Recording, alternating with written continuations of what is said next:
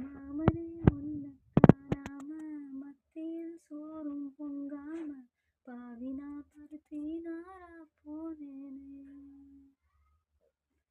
காகந்தான் கத்தி போனாலும் கதவுதான் சத்தம் போட்டாலும் உன் முகம் பார்க்க ஓடி வந்தேனே. ஒத்தையில் ஓட கரையோரம் கத்தியே உன் பேரை